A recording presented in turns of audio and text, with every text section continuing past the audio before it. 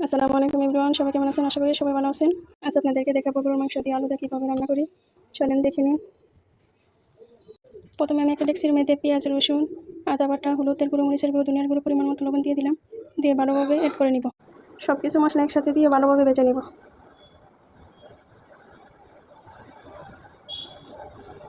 ভালো করে ভেজে নেবেন।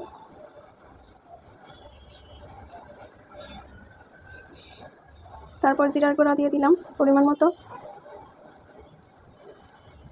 তারপর পাঁচফোড়ন দিয়ে দিব পরিমাণ মতো।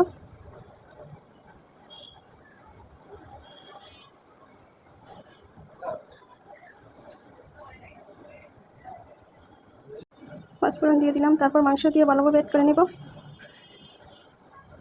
15 মিনিটের জন্য রেখে দিব কষিয়ে আসার জন্য।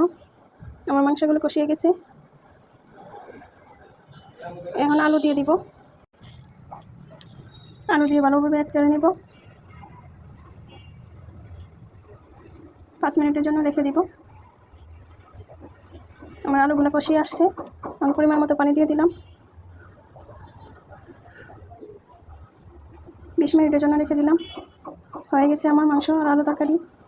আমার আলু দিয়ে মাংস তরকারি। ভালো লাগলে অবশ্যই পাশে থাকবেন। আসসালামু আলাইকুম।